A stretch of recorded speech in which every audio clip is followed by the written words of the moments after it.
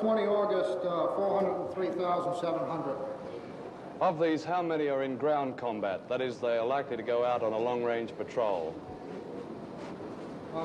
We don't break them out that way. We say that approximately 60% of our forces in country are in either combat or combat support units. Would a figure of 80,000 be near? A figure of what? 80,000?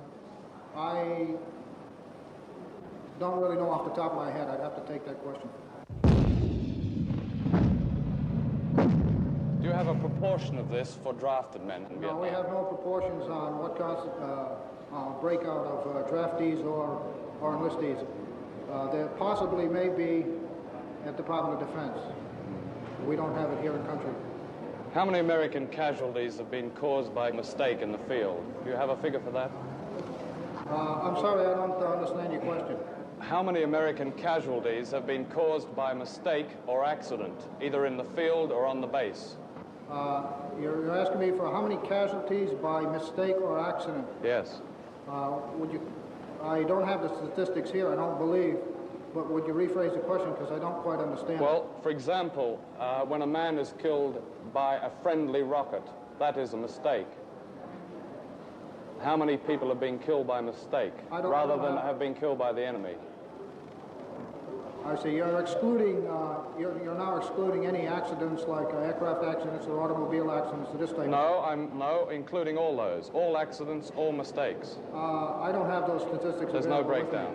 I'll find out for you. Mm-hmm. Can you tell me what the desertion rate is for servicemen from Vietnam, or on leave from Vietnam, or on R&R for Vietnam? I don't have that figure with me. What you have just seen is the daily press briefing for correspondents in Saigon. There are 444 of us here this week, although very few bother to come to what is called the 5 o'clock follies. The reason they don't come is that they don't learn very much here. For 5 years, the follies have gone on with much the same theatrical staying power as a West End farce. Every day, the same evasions, the same euphemisms, the same jargon. For ordnance, read bombs. For interdiction, read blasting away at nothing in particular. The other week, the fire-base Ripcord had to be evacuated. It was, perhaps, one of the major defeats of recent months. It was referred to here as a redeployment of troops. I've heard it said that the object of the follies is to lull the press into laziness and boredom. Just give them the old body count and they'll print it. And it's interesting that no major American newspaper ran the story of the massacre of Pinkville until competition forced it to. And one TV network is still using the same battle film over and over again. Perhaps this is why the war is such a bore. That's John Pilger. As you can see, a disgusted Brit, so one of the famous reporters who ran with this group, and they have produced very important books. They all have these massive egos. They're such a bunch of pros. Anyway, Herr senses, as do many of the reporters who have since written about their lives in the war, and he says on page 188, Vietnam was awkward. Everybody knows how awkward. And if people don't even want to hear about it, you know they're not going to want to pay money to sit there in the dark and have it brought up.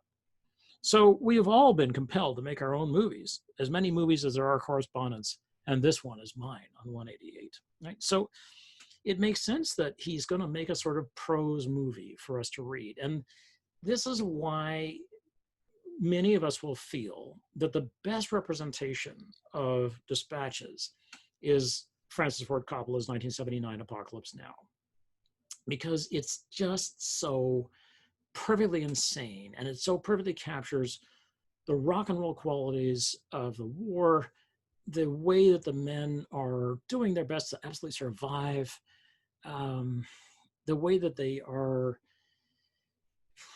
you know, they've been pushed around, they're just pawns in the game. Even, you know, the most senior people, you know, even Kurtz, who was arguably sort of the king of the monsters, according to the colonialists anyway, is still just a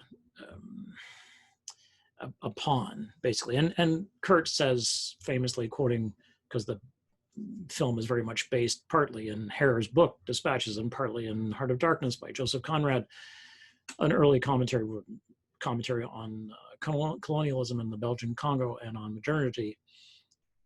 And he will say famously, you know, you're an errand boy sent by grocery clerks to Marlowe, the character named Marlowe in the novel, but Willard in the Apocalypse Now. So what Herr is talking about here on page 188 is that Vietnam is like a horror story. It's like a horror movie, and nobody's going to want to watch that. So instead, everybody makes their own little movie. They'll make their own little horror movie.